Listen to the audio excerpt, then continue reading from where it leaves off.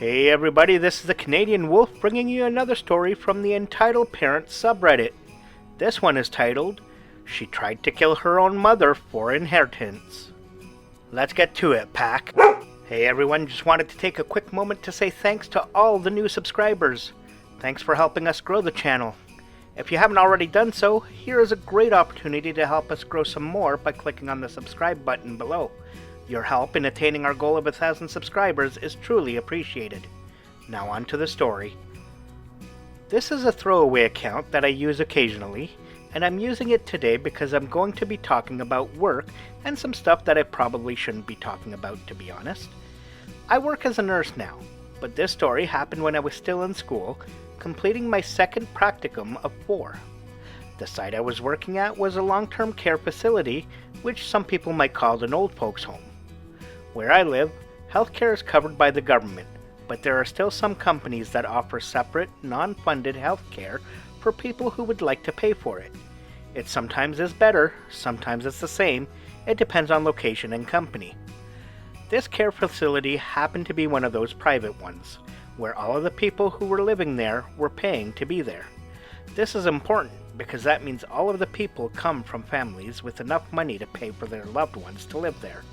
I worked at this facility for 3 months, primarily in the lockdown dementia ward. I really enjoyed it, and it was very eye-opening about how good nurses can really improve someone's quality of life. Most of the families were quite friendly, but there were a few who were awful. The woman of this story I will affectionately call Bowel Movement. She was the daughter of one of my clients. Her mother, Lovely, was one of my favorite clients as she was very positive and easygoing. She had severe dementia and was often hard to understand, but she loved visiting and laughing with anyone who she met. Bowel Movement was a stern businesswoman who was coddled on Lovely's fortune since an early age. I don't remember exactly why Lovely was so wealthy. I vaguely remember she was the widow of some sort of local business tycoon. Whenever Bowel Movement would visit, my shifts were hell. She would sit in her mother's room and non-stop ring the nurse call bell just so that we would bring her snacks or open the curtains. She would also follow staff members around and criticize all of their work. I caught her snooping in another client's room one time and reported her. She would let her devil-spawned children run around and disrupt all of the staff and other clients. They tried to break into the medication cabinet once and tried to rip the needle disposal bin off the wall. One time, Bowel Movement rang the code blue bell, which triggers a massive emergency protocol among the staff, so that someone could get her a glass of water. After that, she was only allowed supervised visits to the premises. When Lovely became nonverbal, Bowel Movement really ramped up the entitlement. In my country, we have a procedure called medical assistance in dying, which is sometimes referred to as doctor-assisted suicide. Bowel Movement already had control of her mother's finances, but a large chunk was not accessible to her until after her mother's passing, as it was her mother's money for private health care. Of course, the less health care her mother needed, the less of that money would be spent, and the more money Bowel Movement would get. So when Lovely became nonverbal, her daughter decided she was worthless. She actually said to me in front of Elle, "The only useful thing Mom can do now is die and give me her money. I could use it on much better things, like taking devil spawns to Disney." I hated her. She didn't care about her mother at all, and only wanted her money. I felt so bad for Lovely, who thankfully didn't seem to understand what her daughter had said. Bowel Movement came in a few times with a lawyer to try to talk to Lovely's physician about medical-assisted death, but she was always escorted off the premises.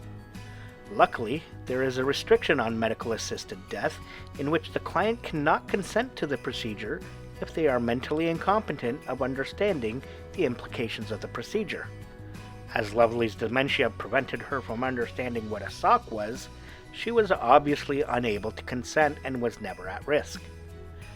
The final blow in this story was what got Bowel Movement arrested and criminally charged.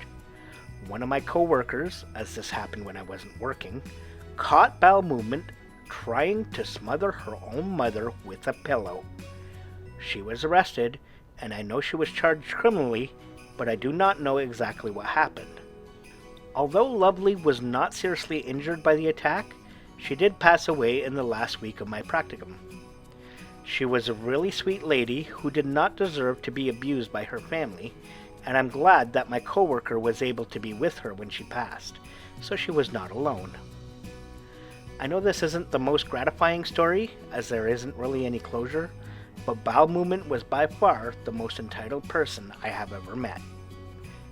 Edit.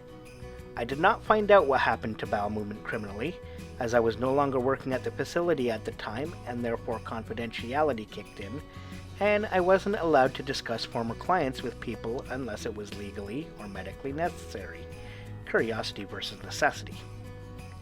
For this same reason, I also do not know what happened with Lovely's money, but I believe in my country it goes to the next deemed heir, which was Lovely's son, who never visited her and she never talked about.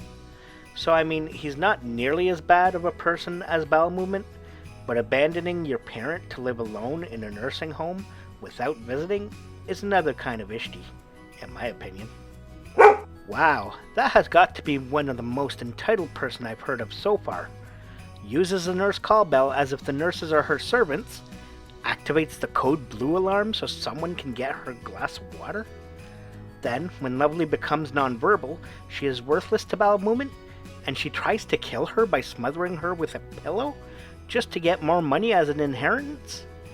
I really hope they threw her in jail for a long time and she got cut out of the family money. I hate people who only care about money and would do practically anything for it. Yes, we all need some money to survive, but to kill your own mother just to get a bigger inheritance? Come on.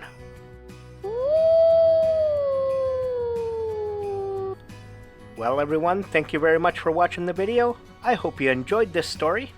If so, make sure to hit that like button and go give the author an upvote on Reddit. Don't forget to hit that subscribe button and turn on the notifications so you know when my next video comes out. This is the Canadian Wolf saying, stay wild.